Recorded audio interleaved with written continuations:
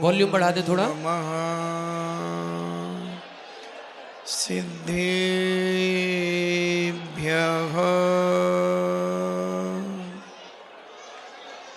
ॐ नमः सिद्धेभ्यः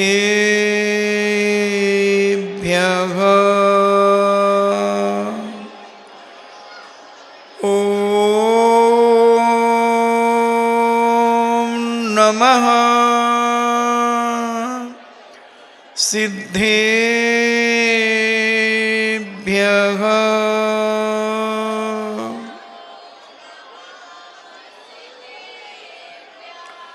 पंच परमेष्टि भगवान की अहिंसामयी वीतराग विश्व धर्म की परम पूजनी देवादिदेव 1008 आदि ब्रह्मा आदिश्वर श्री आदिनाथ भगवान की देवादिदेव 1008 श्री अभिनंदन नाथ भगवान की देवादिदेव 1008 शासन नायक बाल ब्रह्मचारी भगवान महावीर स्वामी की परम पूजनी आचार्य श्रोमणि गुरुवर श्री कुंद कुंद महामुनिराज की परम पूजनी आचार्य श्रोमणि गुरुवर श्री विद्यासागर जी महामुनिराज की परम पूजनी निर्यापक श्रमण मुनि श्री सुधा सागर जी महाराज की पूज्य श्री पूज्य सागर जी महाराज की।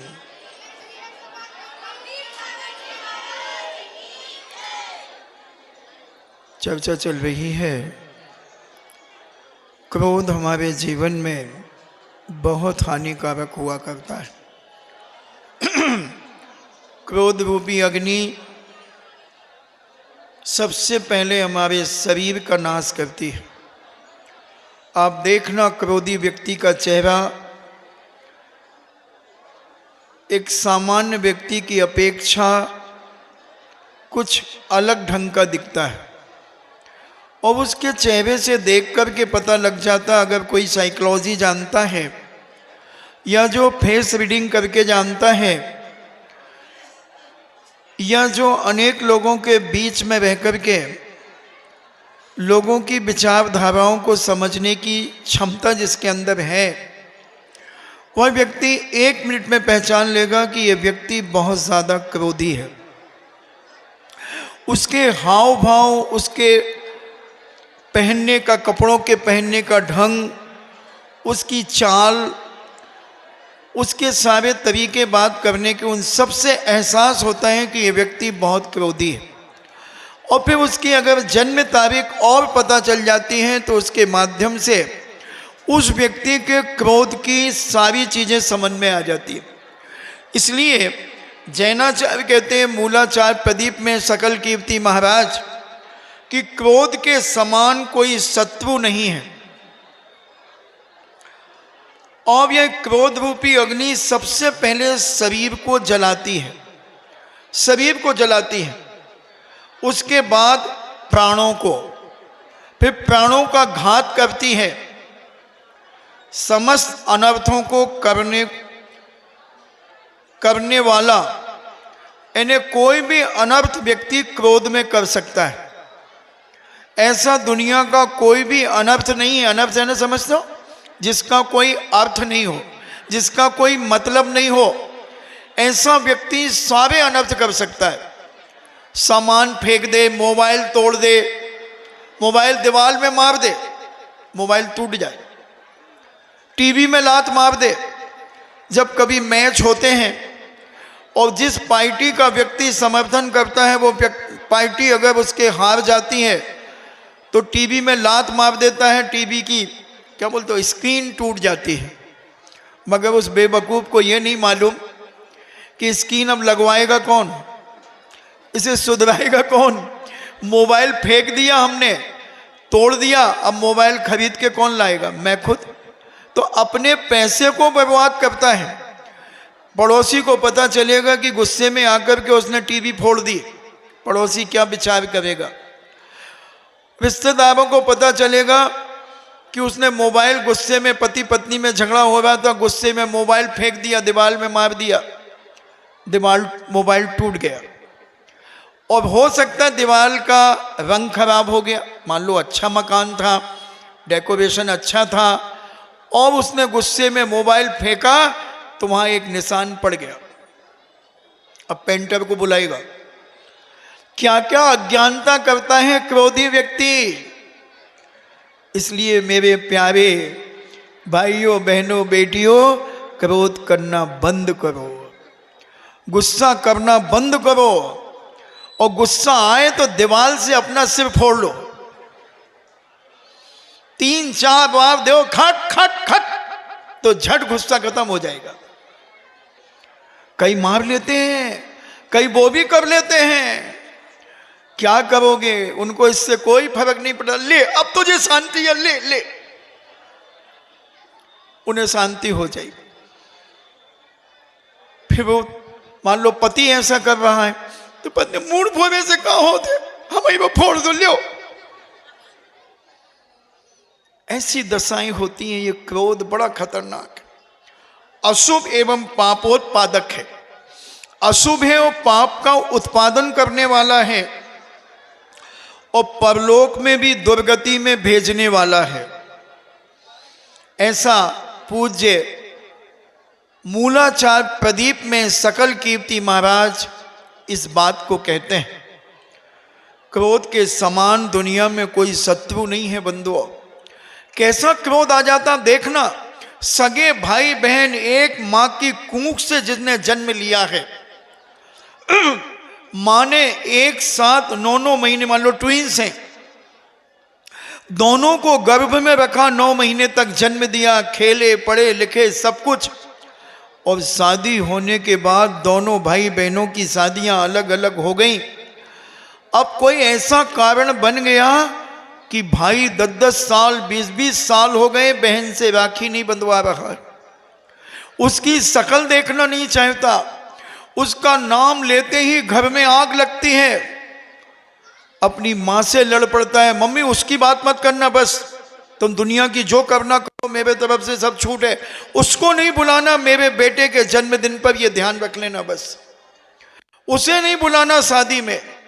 अरे भैया तेरी सगी बहन है, तूने 25 साल तक राखी बंधवाई है उससे, पैर छुए हैं उस बहन के, और आज इतनी घृणा हो गई, इतनी नफरत हो गई उसके प्रति कि तुम उससे राखी नहीं बंधवावे। राखी तो छोड़ो, उसका नाम सुनना तुम्हें पसंद नहीं, उसकी छाया तुम्हें दिख जाए तो तुम आग बबूला हो जाओ।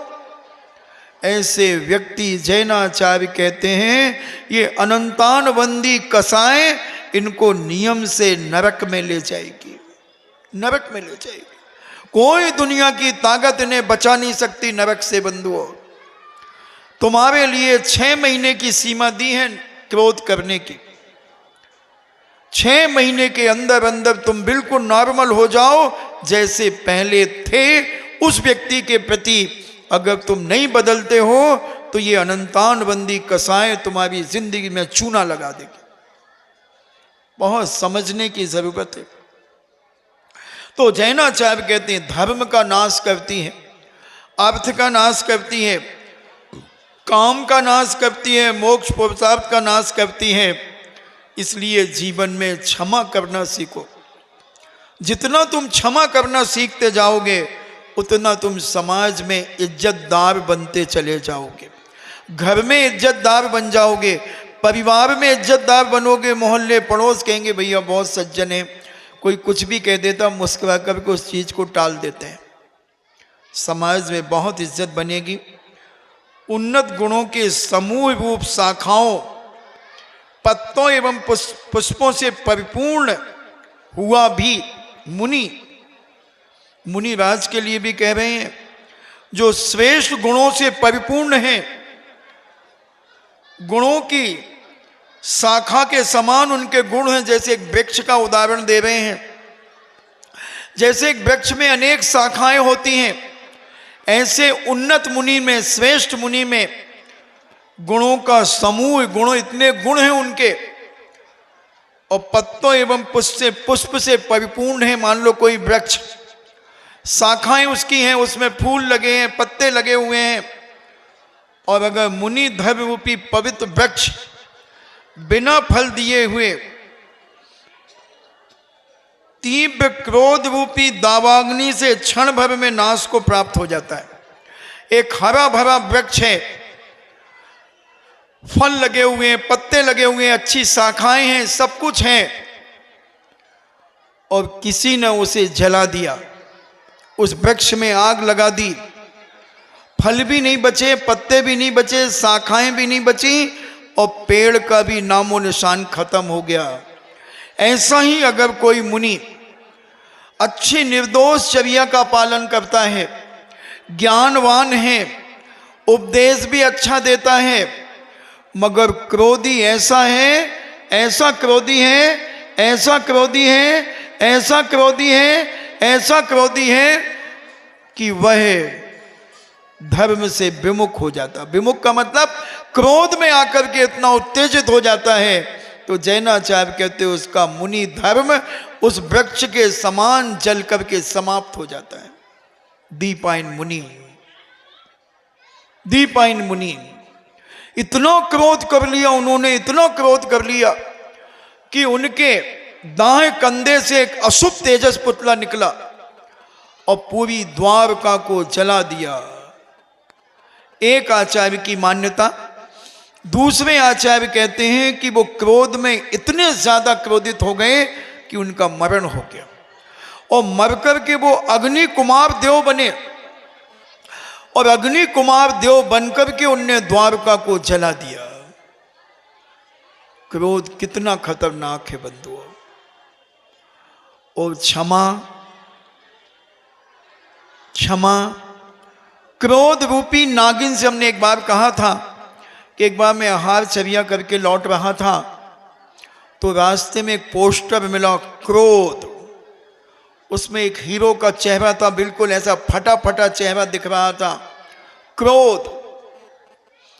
आगे गया तो लिखा था चांद का टुकड़ा, फिर आगे गया इज्जत का रखवाला, तो मैंने उसका एक कोटेशन बनाया, और एक नागिन का भी पोस्टर मिला, मैंने उसका कोटेशन बनाया, क्रोध रूपी नागिन से अगर बचना चाहते हो तो हमें क्षमा रूपी चांद के टुकड़े को जीवन में अपनाना होगा, क्योंकि यह क्षमा रूपी चांद का टुकड़ा हम सबकी इज्जत का रखवाला है, हम सबकी इज्जत का रखवाला है।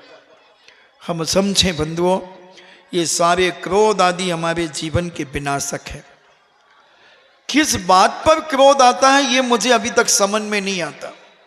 इन्हें तुम चाहते हो कि मेरे मन की बात सब लोग मान जाएं, जो मैं चाहता हूं वो सब करें, तो सामने वाला भी यही चाहता है कि जो मैं चाह रहा हूं वो सब करें। हो जाएगा? हो जाएगा? तो फिर जब तुम किसी की इच्छा पूरी नहीं कर सकते तो तुम्हारी कौन करेगा? इस पर विचार करो। तो जितना आवश्यक है, जितना आदमी मान सकता है उतना मनवाना चाहिए, और ज्यादा दबाव दोगे तो फिर स्प्रिंग उचकेगा। एक स्प्रिंग होता है, स्प्रिंग देखा तुमने? और नहीं देखा हो तो पहले एक चटकना पेन आता है, उसमें एक स्प्रिंग डला होता है, उस स्प्रिंग को निकाल के उसमें से लीड में से निकाल लेना और ऐसे हाथ पे रख करके उसे ऐसे दबा देना स्प्रिंग को, फिर छोड़ देना, ऐसा उचकेगा ऊपर। ऐसे ही अगर तुम किसी को दबाव दे करके अपना प्रभाव बनाना चाहते हो तो वो स्प्रिंग जैसे उचक जाएगा, तुम अपनी बेइज्जती महसूस करोगे। इसलिए किसी को दबाने का प्रयास मत करो। अपना किसी को दबा करके अपना काम कराना, ये किसने कहा? ये बड़ी मूर्खता है। सहज में कार्य हो, आपका प्रभाव होगा तो अपने आप आपको सब कुछ मिलेगा। मांग के खाया तो क्या खाया, मांग के खाया तो क्या खाया बंधुओं। तो ये क्रोध के बारे में हमने तुम्हें 3-4 दिन में बात करी। हालांकि 10 लाक्षण पर्व में हमने अलग ढंग से बात की थी, अब अपन आते हैं आचार्य परमेष्ठी के जो 10 धर्म हैं, उसमें उत्तम क्षमा की बात कर ली। अब उत्तम मार्दव धर्म की बात करते हैं कि मुनिराज मार्दव धर्म को कैसे पालन करते हैं। हम अहंकार में आ जाते हैं, कभी जाति के मद में आ जाते हैं, कभी ज्ञान के मद में आ जाते हैं, कभी कुल के मद में आ जाते हैं, कभी रूप के मद में आ जाते हैं। मेरे जैसे दुनिया में कोई सुंदर नहीं है। कभी ज्ञान, कभी जाति, कभी कुल, कभी रूप, कभी धन वैभव, कभी बल, मेरे जैसे ताकतवर कोई नहीं है। ये सारे के सारे मद, अहंकार, घमंड हमारे जीवन का विनाश कर देते हैं। पूज्य समनभद्र स्वामी ने 8 प्रकार के मद कहे। अपन इस मदों को भी समझेंगे तो ये सारे मद हमारी जिंदगी का विनाश करते हैं। आज तक दुनिया में कोई अहंकारी आदमी अपनी इज्जत नहीं बना पाया। सारे अहंकारियों की इज्जत एक न एक दिन मिट्टी में मिली है। बड़े बड़े अहंकारी राजा हुए, बड़े बड़े अहंकारी राजा हुए, मगर आज उनका कोई नाम लेने वाला भी नहीं है। बड़े बड़े वैभव संपन्न लोग रहे, मगर जिस समय उन्हें अहंकार आया उसी समय से उनका मिटना शुरू हो गया। मिटना शुरू हो गया, चाहे वो बल का अहंकार हो, चाहे रूप का अहंकार हो, चाहे ज्ञान का अहंकार हो, चाहे जाति का अहंकार हो, चाहे धन वैभव का अहंकार हो, रिद्धि सिद्धियों का अहंकार हो, सब कुछ मिट्टी में मिल जाता है बंधु। अहंकारी व्यक्ति का जीवन अंदर ही अंदर घुटता है। वो अंदर ही अंदर दुखी रहता है, घुटता रहता है, और इतना घुटता है, इतना घुटता है कि अनेक प्रकार की बीमारियां उसके जीवन में खड़ी हो जाती हैं। महत्वाकांक्षाएं कहो, 3-4 केस मेरे पास इसी प्रकार के आए। महत्वाकांक्षियों के बैठे थे बच्चे, जिन्हें देखा आदमी डिप्रेशन में आ जाता है। पता नहीं क्या चाहता है सामने वाला सामने वाले से। वो ये चाहता है कि हर जगह मुझे ऊपर उठाया जाए। अरे भाई, अगर तुम्हारी योग्यता होगी तो तुम्हें पीछे से उठा करके लोग तुम्हें आगे बिठाएंगे। आगे क्या, तुम्हें ऊपर बिठाएंगे। अशोक पाटनी जब आते हैं तो उनके नाम सुनते ही लोग अलर्ट हो जाते हैं। कितने बजे आ रहे हैं, कब आ रहे हैं, हेलीपैड कहाँ बनाया उनका, हेलीकॉप्टर कहाँ उतरेगा। 8-10 लोग लेने पहुंच जाते हैं, उनको लाते हैं, वो पीछे बैठते हैं। अभी नहीं नहीं नहीं, आगे बैठो, आगे बैठो, नहीं नहीं ठीक है। मगर वो बहुत कम आगे आते हैं, वो पीछे ही बैठ जाते हैं। मनाते हैं लोग, उठाते हैं, भाई साहब भाई साहब। और हम मर रहे हैं, हमें कोई चाहता नहीं है कि हम ऊपर बैठे, और हम घुस रहे हैं ऊपर बैठने में। हमें कोई चाहता ही नहीं कि हम आगे बैठे, और हम आगे बैठने में बीच में से टांगे मार करके भैंसा बन करके घुस रहे हैं। एक श्रोता होता ना, भैंसा नाम का श्रोता, 14 प्रकार के श्रोताओं में। तो ये घुस करके, घुसपैठ करके अगर तुम अपनी इज्जत बनाना चाहते हो बंधुओं, तो नहीं बनेगी। कुछ नहीं पा पाओगे तुम अपने जीवन में, और घुट घुट करके मरोगे। अपनी औकात को देखो कि हमारी सुबह से शाम तक और शाम से सुबह तक क्या दैनंदिनी है, हमारी दिन भर की क्रिया क्या है, हमारी मानसिकता में क्या उत्पन्न होता है, हम किसके प्रति घृणा करते हैं और किसके प्रति हम प्रसन्न होते हैं। ये तो देखो जरा। पूज्य मुनि श्री ने कितने प्रवचन दिए, बच्चों से लेकर बूढ़ों तक, बड़ों तक, कि अगर तुम्हारे सामने तुम्हारी क्लास का कोई बच्चा फर्स्ट डिवीजन आ गया है तो तुम उससे चिढ़ना मत। उसे तुम अगर जैन हो तो जय जिनेन्द्र करना, और सामान हो तो नमस्ते करना, कि ना वाह दोस्त, तुमने बहुत मेहनत करके पढ़ाई की और तुम फर्स्ट आ गए, और मैंने अपनी अज्ञानता के कारण मेहनत नहीं की, मैंने अपना समय खेल कूद में बिताया, इसलिए मैं नंबर में पास नहीं हो पाया, कोई बात नहीं, हम आपको पार्टी देंगे, अपनी तरफ से आप मेरे घर पर भोजन करने आइए। हम तो चिढ़ जाते हैं, अरे उसकी मैम से सेटिंग है, मैम ने उसको पास कर दिया। हम पता नहीं कितने षड्यंत्र रच देते हैं उसके प्रति। हम कसाई में इतने आ जाते हैं, अहंकार में इतने आ जाते, अबे हो गए फेल तो हो गए, क्या फर्क पड़ता, वो नकल से पास हुआ, मैं भी नकल करता तो मैं भी पास हो जाता। बेटा नकल करने के लिए भी अकल चाहिए, अकल चाहिए, नहीं तो तुम पकड़ जाओगे, नकल करते करते पकड़ जाओगे और 3 साल के लिए एग्जाम देने से वंचित हो जाओगे। उसके लिए नकल करने के लिए भी पुण्य चाहिए, और नकल करने के पुण्य के साथ में सफल हो गए तो भी पुण्य चाहिए। नहीं तो एक लाइन बची थी और 100 में से 100 नंबर आना थे और फ्लांग स्क्वाड आ गई, क्या कर रहे हो, कुछ नहीं कुछ नहीं कुछ नहीं, कागज जो था वो मुंह में खा लिया। फ्लांग स्क्वाड भी कम नहीं होती, क्या खाया, उल्टी करा देगी बेटा, उल्टी नहीं कराएगी तो केला खिला करके पोटी करवा देगी और वो कागज निकलवा लेगी। फ्लांग स्क्वाड बहुत तगड़ी होती है, अगर वो ठान ले कि इसने हमारी टीम को धोखा दिया है तो वो हिला देगी तुम्हें, सारे अहंकार को तुम्हारा मिट्टी में मिला देगी। ये ईर्ष्या की ज्वाला में जलने वाला आदमी कभी खुशी खुशी जीवन नहीं जी सकता। उसको दूसरों की खुशी पसंद नहीं, उसे दूसरों का दुख पसंद नहीं, ना वो खुशी सहन कर सकता है और ना दुख सहन कर सकता है। अहंकारी व्यक्ति को देखना,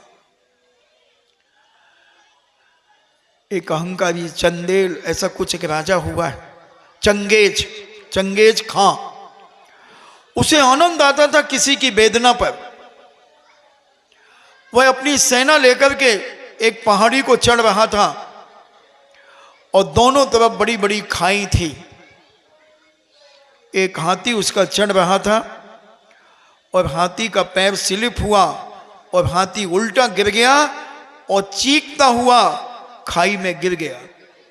उसकी आवाज सुनकर के वो चंगेज खां के मन में आनंद आ गया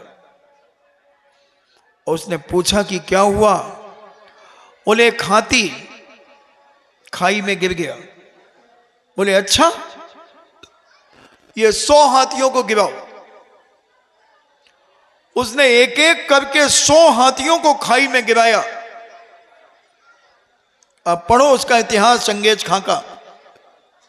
100 हाथियों को खाई में गिराया, उनकी चिधाड़ को सुनकर के उसे आनंद आ रहा था। मगर वो बेवकूफ अहंकारी ये नहीं समझ पाया कि मैंने 100 हाथियों की जान तो ली है, मगर मेरा क्या होगा इसका दुष्परिणाम, इसका फल जब मेरे जीवन में आएगा। यानी एक चिधाड़ सुनने के लिए मैंने हाथी को मौत के घाट उतार दिया।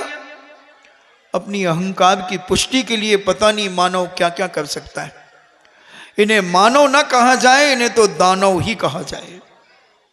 अहंकारी, बहुत बड़े बड़े अहंकार करने वाले व्यक्ति बंधुओं बदनाम हो जाते हैं और इनको कोई पसंद नहीं करता, कोई पसंद नहीं करता अहंकारी व्यक्तियों को।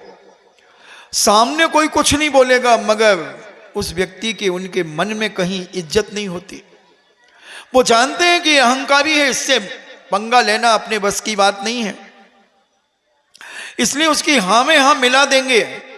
मगर वो बचना चाहेंगे ऐसे लोगों से। हम अपना सज्जन व्यक्ति कभी अहंकारी व्यक्ति से दोस्ती नहीं करेगा। इज्जतवान व्यक्ति, समझदार व्यक्ति, विवेकशील व्यक्ति, गुणवान व्यक्ति, चारित्रवान व्यक्ति अपने जीवन में अहंकारियों से मात्र सलाम दुआ की रखेगा, जय जिनेंद्र की रखेगा, राम राम की रखेगा, राधे राधे की रखेगा। उसके अलावा उससे आगे बढ़ने का प्रयास ही नहीं करेगा, क्योंकि वो जानता है कि अगर थोड़ा सा बिगड़ गया जी अभी ऐसा नाराज होगा, ऐसा खपा होगा और यदवा तदवा कुछ भी कह सकता है। ये किसी को नहीं छोड़ेगा, किसी के ऊपर भी उंगली उठा सकता है, किसी पे भी लांछन लगा सकता है और आज दुनिया में बदनाम करने का लिए एक बहुत छोटा सा पॉइंट है। अच्छे अच्छे को बदनाम करने के लिए उसके चाबित के ऊपर उंगली उठा दो, बस हो गया काम। उसकी चाबित पे उंगली उठा दी, अब बस उसको मजा आ गया।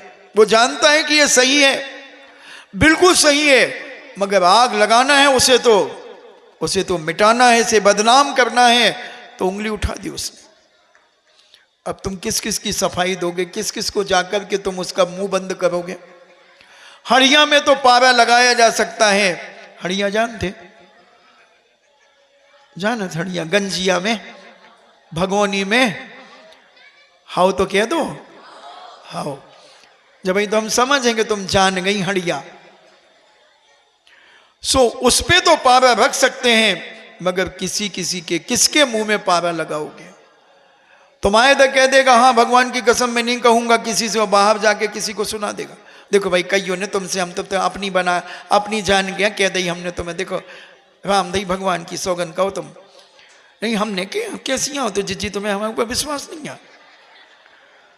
कैसी हो, कब से रिश्तेदारी चल रही तुम्हारी हमारी, कहो तुम्हारे दादा और हमारे परदादा वे दोनों सगे भैया यहाँ थे और तुम्हें ऐसी बातें करती। भाई बिल्कुल ना घबराओ तुम तो। और इतने से निकली नहीं, और वो बड़नी चौराहे के गेट पे नहीं जा पाई कॉलेज में। कहा भाई आ गई तुम, हाउ देवसी हो गई आज, हाउ बहू के रिश्तेदार आए थे, सो तनक उनकी अंधों मंथों में टाइम लग गई, और जिज्ञासा सुई जल्दी होने लगी, लोग दी अब क्या करने लगे, बस वही जल्दी होने लगी। सो हम बिल्कुल कर ही नहीं पाउत कछु, फिर भी आ गया। तुमने कछु सुनी, अब बंदे अब हम तो जा रहे घरे। देखना क्या आग लगाई उसने, कछु सुनी का तुमने, नहीं तो अच्छा चलो अब नहीं, अब तो जी तो ऐसी भग रही तुम तो, कहा काय होगा। अभी उनके घर की या तो अब हमने बाद में बता दें। लगा गई आग, अब इसकी नींद हराम कर गई वो।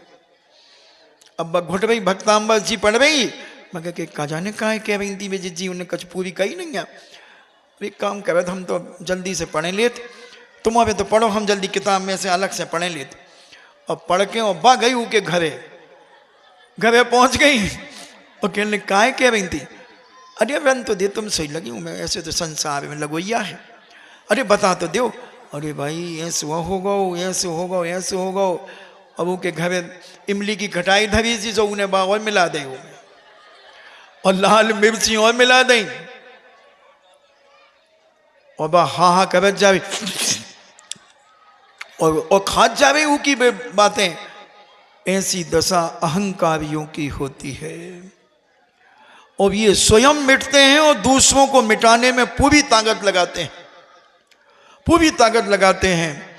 100 हाथियों को मार दिया एक अहंकारी ने।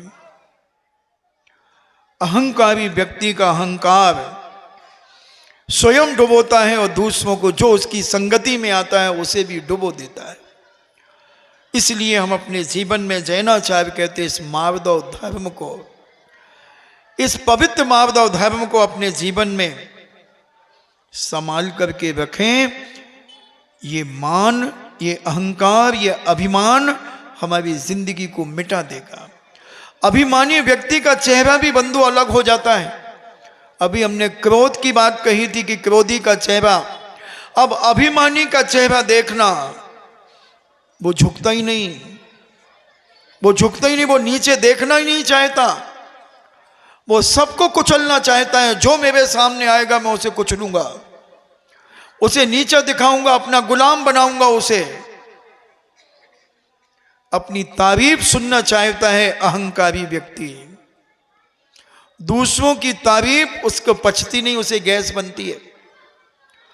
दूसरे की तारीफ अगर वो सुनेगा तो अंदर ही अंदर घुटेगा, वो जलेगा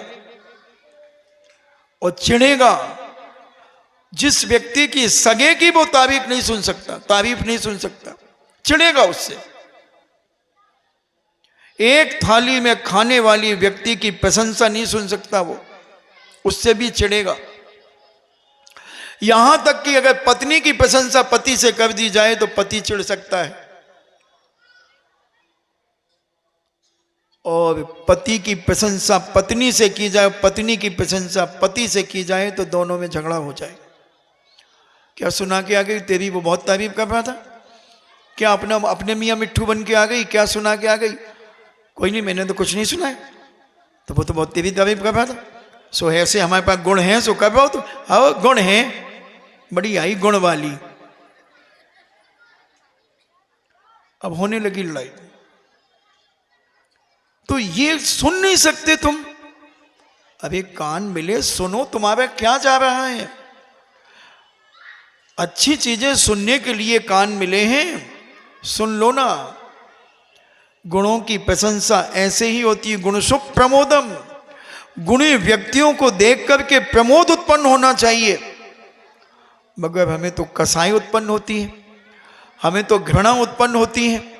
हम तो छोटी छोटी बात में अपने घर के लोगों को ही नीचा दिखाने का प्रयास करते हैं।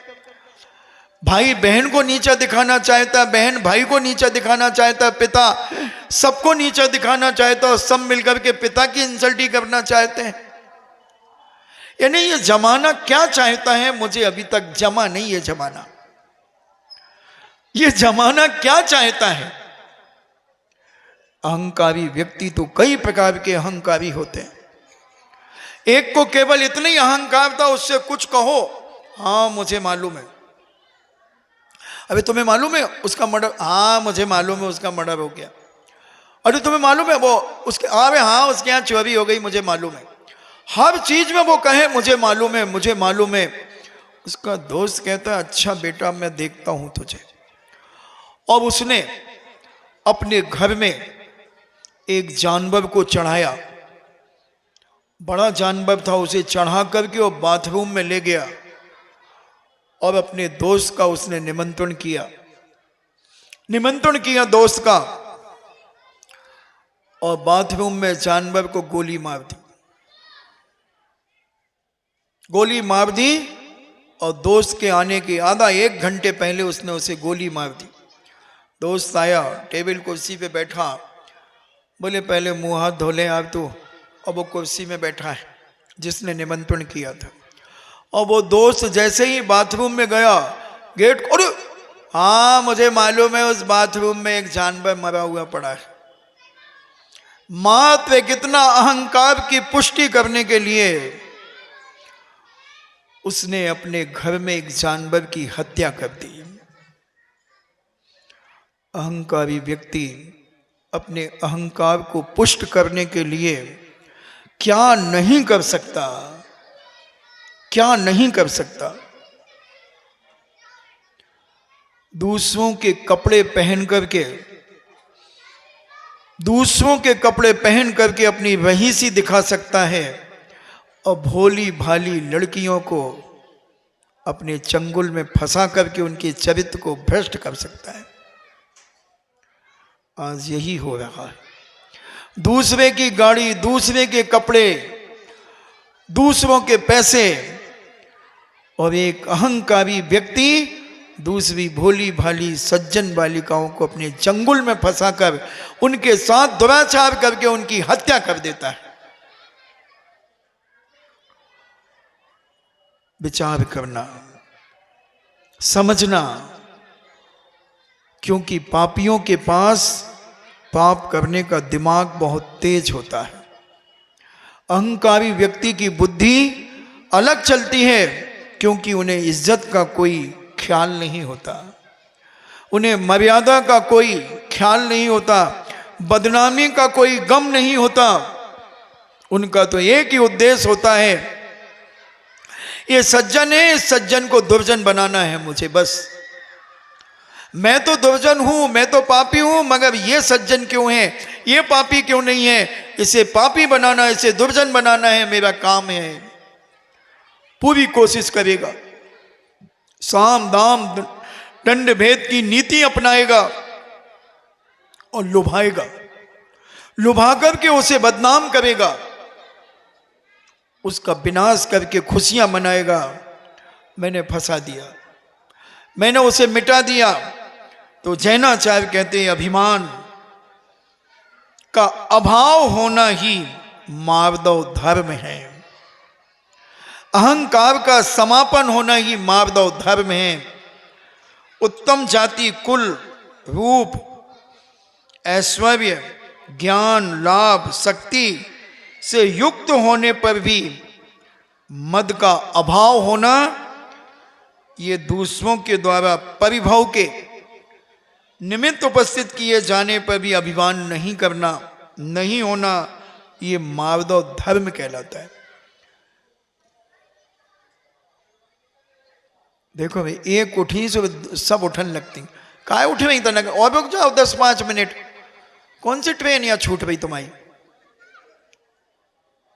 कैसे अपमान सुनी लगे? तो इतने सारे लोग बैठे और हम उठ के चले। आदमी तो भोजन करने के बाद बैठो बैठ के भैया जी सब संगी साथी उठ जाए सो अपन उठ जाए, बीच में नहीं उठा दे। धर्म सभा से उठती, बताओ कैसे उठो जात? हमसे तो नहीं उठो जात। बताओ हम तो देखो बड्डो कर गया तो आ रही बेचारी, और हाँ बैठ जा बैठ जा, बैठ जा।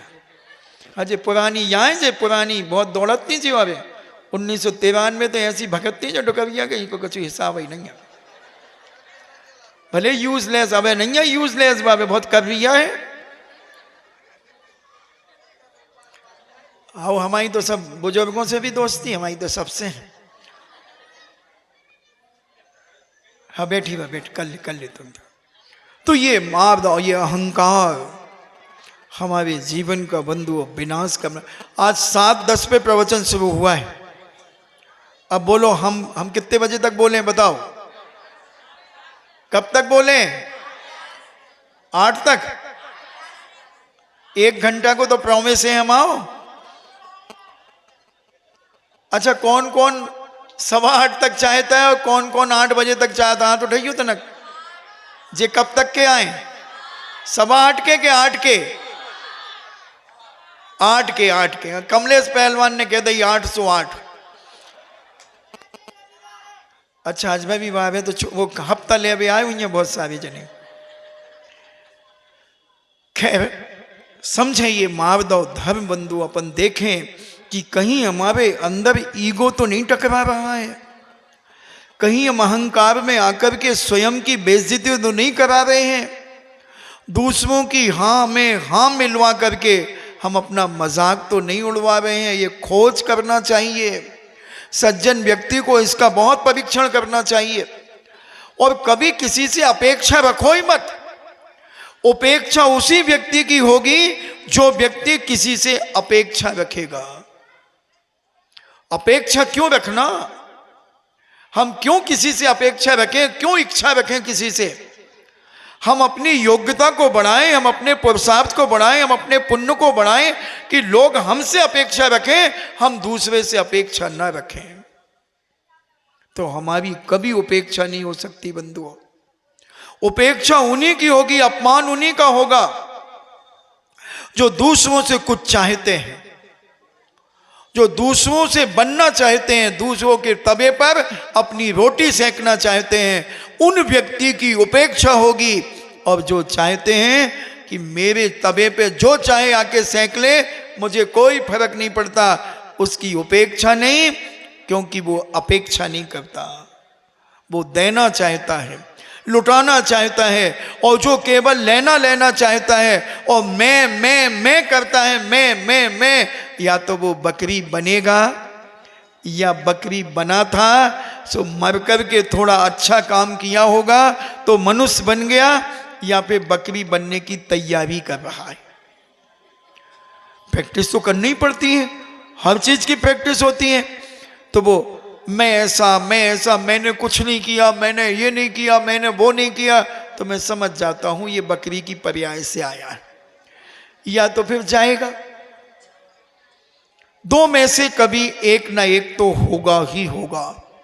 तो ये अहंकार, ये मद हमारे जीवन में जिंदगी का विनाश करते हैं। ये सारे अभिमान हमारी जिंदगी को उन्मत्त बना देते हैं, प्रमादी बना देते हैं, आलसी बना देते हैं, दुराचारी बना देते हैं, अत्याचारी बना देते हैं। तो ये हमारे पूज्यवर कोमल मन वाले होते हैं। उनका मन भी कोमल होता है, वचन भी कोमल होता है, तन भी कोमल होता है। और ये 8 मदों से रहित होते हैं। और उनको त्याग करते हैं, सब तरह के अभिमानों का त्याग करके कोमल परिणामों को धारण करते हैं। और ऐसे कोमल परिणाम धारण करके यही श्रेष्ठ दया को पालन करने वाले माधव धर्म को स्वयं धारण करते हैं और दूसरों को उसका उपदेश देकर स्वयं नम्रता सिखाते हैं, विनम्रता सिखाते हैं। नम्र होना चाहिए बंधु। नम्र जितने नर्म होगे उतने तुम पवित्र होते चले जाओगे। जितने अच्छी नम्रता से तुम्हारी वाणी होगी। बैनाना जी को देखा आपने कैसा बोलते थे। और एक जिनेंद्र वर्णी थे जिनकी समाधि एलक परम सागर महाराज ने कराई थी, जो वर्तमान में निर्व्यापक श्रवण मुनि श्री सुधा सागर के रूप में आज हैं। इन्होंने जिनेंद्र वर्णी इतना मीठा बोलते थे, इतना मीठा बोलते थे। 1983 में उनकी ईसवी में समाधि हुई थी। पानीपत के रहने वाले थे, जिन्होंने शांतिपद प्रदर्शन लिखा, जैन सिद्धांत कोश तैयार किए, जिसने 40 किलो कागज में लिखा और एक फेफड़ा नहीं था उनका। 18-19 साल की उम्र में एक फेफड़ा खराब हो गया था, मगर इतना मीठा बोलते थे। उनकी बहन को मैंने देखा 87 में चतुर्मास में थोबन जी में, बहुत मीठा बोलती थी। और वह जिनेंद्र वर्णी तो बहुत मीठा बोल। उठो उठो शिष्य, सामायिक नहीं करना, उठो उठो। तुम के उठत के नहीं जाओ, स्कूल नहीं जाने, उठत नहीं जा, देखो डरो, उठत के नहीं, हम दे दे घमक को भाई। उठो बेटा उठो, स्कूल नहीं जाओगे, उठो। अब कह वो ही रहे हो, शब्द उससे ज्यादा बोले जाए उसमें, मगर इधर अब शब्दों का प्रयोग है। बच्चा आपसे प्रसन्न नहीं होगा, बच्चा आपसे नाराज हो जाएगा, बच्चा दुखी हो जाएगा और नम्रता नहीं सीखेगा, वो अहंकार सीखेगा। नहीं जाऊंगा स्कूल, जाओ, नहीं उठूंगा। फिर क्या करोगे? हाथ पकड़ के घसीटोगे। ऑटो वाला आ रहा है, उठ उठ जाओ बेटे, ऑटो रिक्शे वाले अंकल आ रहे हैं, उठो। मम्मी अभी उठ रहा हूँ, उठ जाओ बेटा, देखो लेट हो जाओगे, फिर फाइन भी लगता है तुम्हारे स्कूल में, उठ जाओ। हाँ मम्मी मैं उठ गया। मम्मी बुरुष, हाँ बेटा ये लो, फटाफट बुरुष करने तैयार हो गया। तो विनम्रता से बहुत बड़े बड़े काम कराए जा सकते हैं। अगर हम अहंकार और कटु वचन बोलेंगे तो आदमी हाँ तो कर देगा मगर काम नहीं करेगा, काम नहीं करेगा, हाँ तो कर देगा मगर वो तुम्हें चाहेगा नहीं, तुम्हें पसंद नहीं करेगा, वो बड़ा दुखी रहेगा। तुम्हें देख के ही वो भयभीत हो जाएगा कि आदमी बहुत कर्कश बोलता है, बहुत कठोर बोलता है। तो हम अपनी वाणी को नम्रता से भरें, अपने हाव भावों में नम्रता लाएं, करुणा और दया से ओतप्रोत होकर के हम अपने आप का जीवन जिएं। हमारी करुणा दया देख करके, हमारा प्रेम वात्सल्य और आत्मीय भाव देख करके कठोर से कठोर व्यक्ति भी नम्रता का अनुभव करे। एक हमारे यहाँ कथा आती है, जयपुर के राजा शिकार खेलने के लिए जाया करते थे और वह शिकार खेल करके रात्रि में जब आते तो बड़े थके होते थे। तो हमारे एक अमरचंद दीवान जो जैन थे, वो राजा से बड़ा वार्तालाप करते थे, मनोरंजन करते थे और मनोरंजन के माध्यम से उनकी थकान मिटा देते थे। क्योंकि जब व्यक्ति थक जाता है तो उसके साथ में बड़ा प्रेम और वात्सल्य से जब वार्तालाप किया जाता है तो वह व्यक्ति थकान को भूलकर आपके विचारधाराओं से प्रभावित होकर आनंद का अनुभव करने लगता है। ये नीति है। आज बहुतायत परिवार में झगड़े क्यों होते हैं? कि आपके श्रीमान जी बेचारे व्यापार करके आते हैं, दुकान से आते हैं, ऑफिस से आते हैं, मंडी से आते हैं, और आप उनके आने पर क्या करती हैं? गर्म हो। तुम्हें तो बिल्कुल चिंता ही नहीं है, 9 बज गए तुम अभी तक आई, क्या कर रहे थे? अरे माल आ गया था भाई। अरे माल आ गया तो कल खरीद लेते, आज ही हती सबका छुकर भी। हम नहीं पोसा जो आपको भी बर्तन मांजने रात को 10 बजे तक मांजे हम। सच बोल, काला कौआ काट खाएगा, काला कुत्ता काट खाएगा, यही दशा है ना। तो सामने वाला बेचारा थका हारा आया, कैसे किसान को बहस हो गई है, किसान से पैसा नहीं दे पाए कुछ भी, और तुमने और इधर एक वो रस्सी बम फोड़ दिया। तुमने रस्सी बम फोड़ दिया, वो तो हाइड्रोजन बम को शांत करके आया था, उसमें आग लगी रही थी हाइड्रोजन बम में, और उसने पैर रख दिया उसकी बत्ती पे तो वो बुझ गया। किसान को तो शांत कर दिया, मगर इधर मालकिन ने उस बम में पुनः आग लगा दी। और अगर तुम श्रीमान जी के आने के पहले गेट पे खड़ी हो जाती, आ गए, बहुत थक गए हो गए आज ना, लाओ बैग लाओ, थैला पकड़ लो, रुपयों को थैला हो, मंडी से आए बेस्ट 10 100 रुपया को थैला ले लो, निकालियो ना में से, और थैला लेकर के आज थकान लग रही ज्यादा, लेट जाओ थोड़ी देर। हाँ आज बहुत थकान हो गई। हाँ तो कोई बात नहीं, आप तो लेट जाओ, रुपया गिने हैं कि गिनने हैं? देखो मैं नम्रता सिखा रहा हूं, घर की विघटन को रोकने की कला सिखा रहा हूं तुम्हें, गलत सिखा रहा हूं? अगर तुम इस प्रकार से पेश आ जाओ तो वो कहेंगे हाँ वो बड़े बड़े नोट तो गिन लिए, जो छोटे वाले हैं हाउस हम बनाए लेते गड्डी, तुम तो लेटे रहो, और फटाफट तुमने ये खोले और ये गड्डी बनाई, तो गिनत तो तुमसे कम बना थे, उनके घाई ऐसे थोड़ी गिनने, तुम ऐसे गिनियो 10 20 50 100 80, ये मैं लिखने हैं का जे 480 का है, और लिख दो, पेन से लिख दो, रबड़ चढ़ा दो। रबड़ कहाँ धरी? वही झोला में है रबड़, रबड़ चढ़ा दे, लो साहब। आधा घंटा के बाद मुँह धो लो, हो ले आओ पानी ले आओ, पानी दे दे अपने सुबह, अपनी मुँह हाथ कुल्ला मुल्ला कर ले, और फिर जो कछु करने से कर ले, और नहीं तो तुमने मुँह चला दो, सो बेचारे को भूख लगी थी, सो भाई मर गई। तभी को सीखो, एक प्रेम से बोलने का, एक वाणी में अगर नम्रता आती है, वात्सल्य अगर ना वाणी में रहता है, तो कितना भी खूंखार व्यक्ति क्यों ना हो वो भी नम्र हो जाता है। एक दिन नहीं होगा, 2 दिन नहीं होगा, 6 महीने नहीं होगा, 8 महीने नहीं होगा, और जब अगर हमें मालूम हो गया, मैं आपको एक उदाहरण देता हूं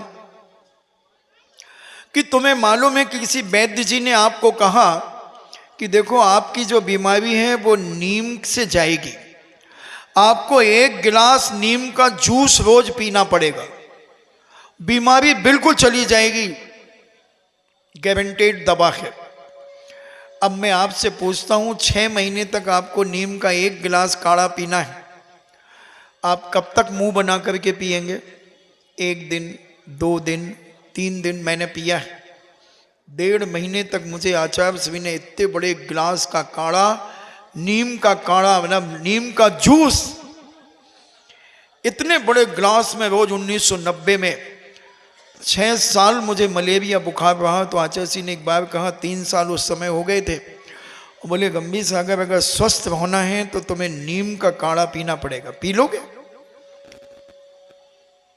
मैंने कहा कल बताऊंगा। तो बोले ठीक है, मैंने कल कहा जैसी आपकी आज्ञा। बोले कब लोगे? शुरू में लोगे? मैंने कहा ये अब मेरे ऊपर छोड़ दो आप। और ब्रह्मचारी जी जाते, और मैं एक घूंट पानी लेता, और वो नीम की उसकी गंध वैसी दूर से आती कड़वी, मगर वो मैं पीना है, गुरु आज्ञा है, वो तो पीना है।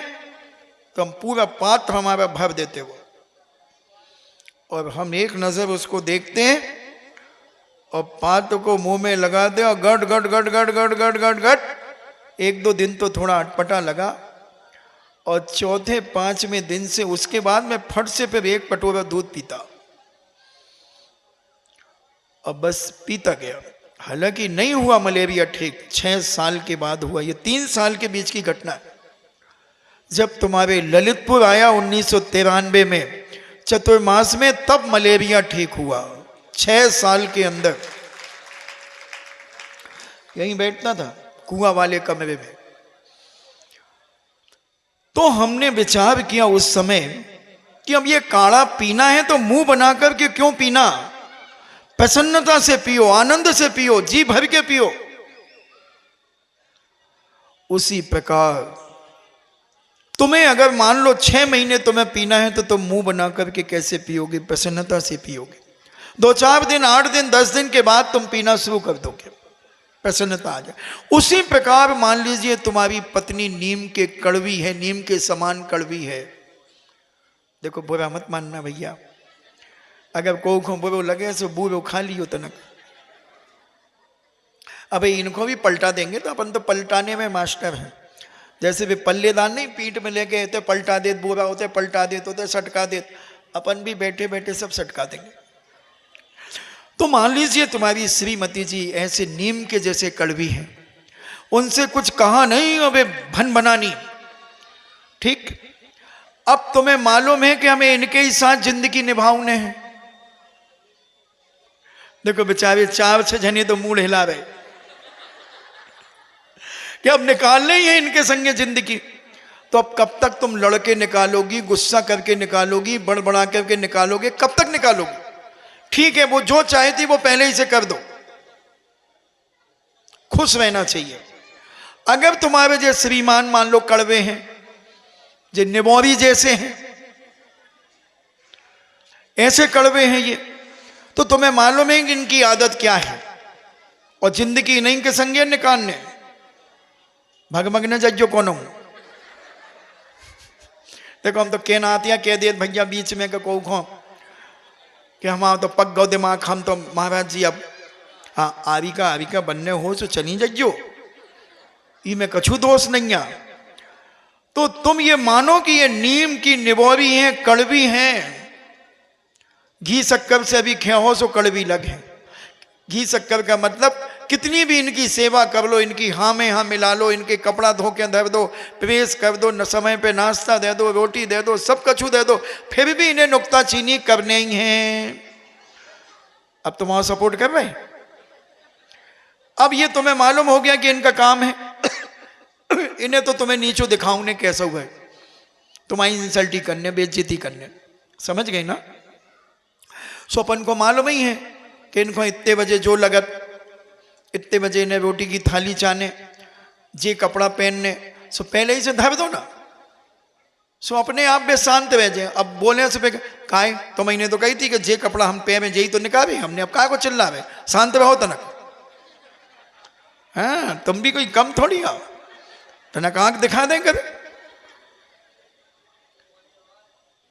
तो वो नीम का काढ़ा जब पीना है तो पियो, प्रसन्नता के साथ रहो, रहना है जिंदगी भर, क्योंकि हम 7 वचन देकर के और 7 फेरे के साथ आए हैं। हम जिंदगी भर रहेंगे और प्रेम और वात्सल्य से भर करके रहेंगे। अहंकार को हम अपने अंदर, अहंकार की बू हम अपने अंदर नहीं आने देंगे। नारी चाहे तो अपने घर को स्वर्ग बना सकती है बंधुओं, और नारी चाहे तो अपने घर को नरक बना सकती है, क्योंकि घर में कौन रहता है ज्यादा, बताओ। घर में माताओं बहनों, आप घर में ज्यादा रहती हो या पुरुष घर में रहते हैं?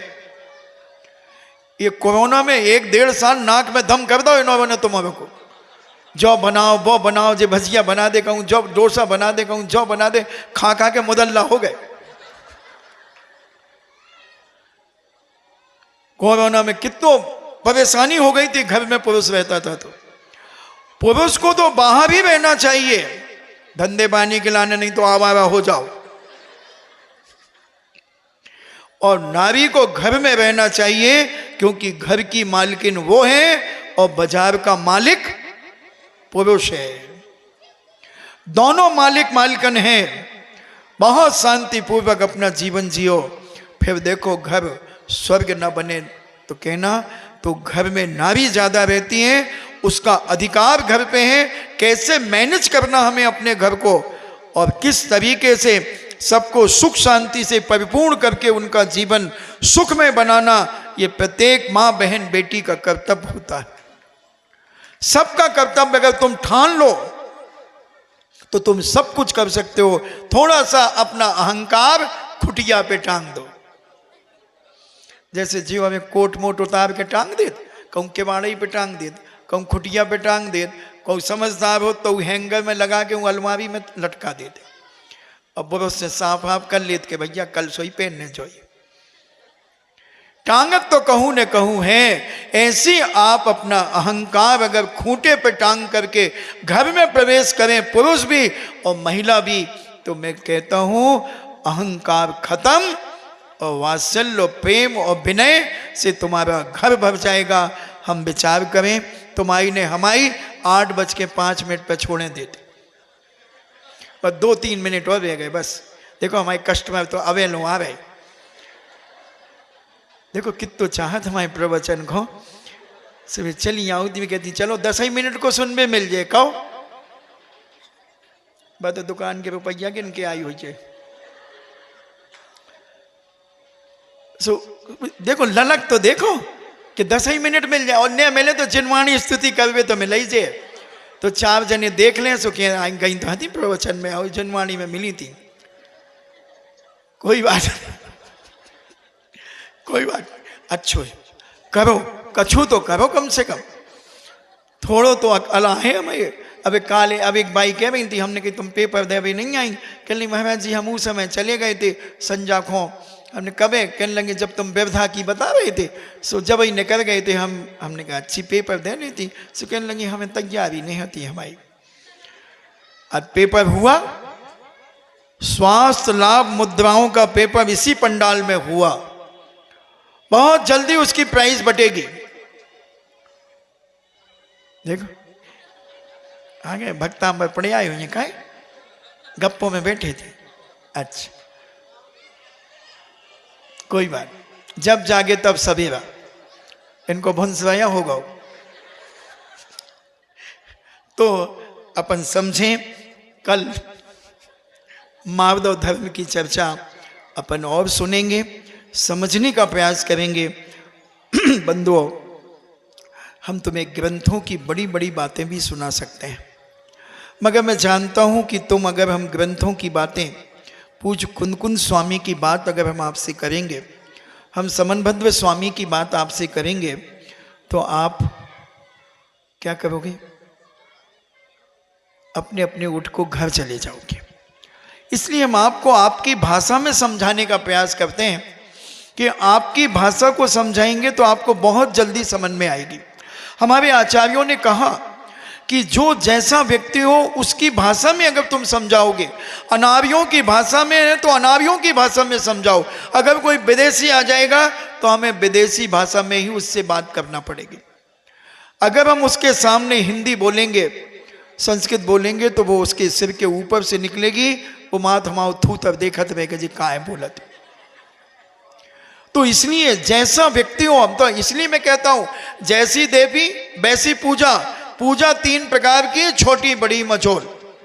अभी राजस्थान के लोग आते हैं, बोले महाराज आप तो यहाँ की भाषा बोलने लगे, आप तो बुंदेलखंड के हो गए। हमने कहा मैं तो कहीं का नहीं हूं, मैं तो भारत का हूं। हमने कहा तुम राजस्थानी बोलो, हम तुमसे राजस्थानी बोलेंगे। तुम गुजराती तो गुजराती बोलो तो गुजराती बोलेंगे। केम छे, सारू छे, मजामा छे।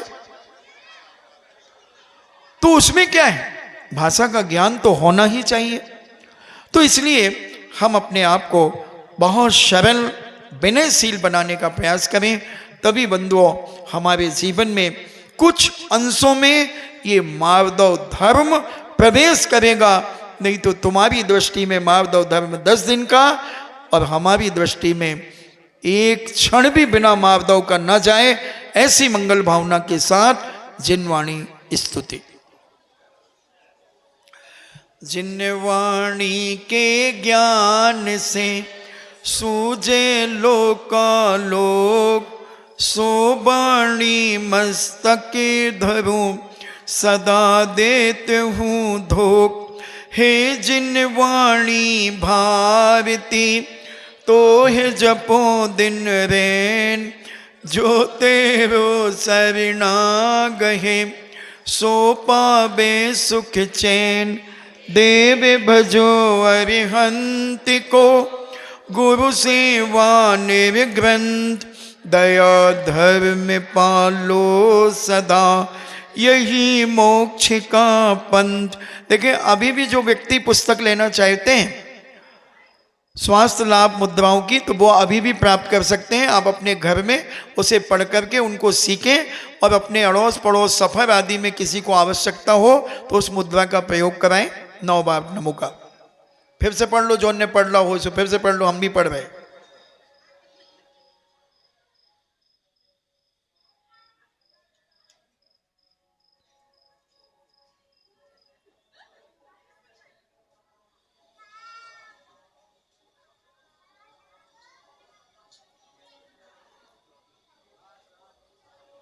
परम पूजनी द्वादशांग जिनवाणी माता की।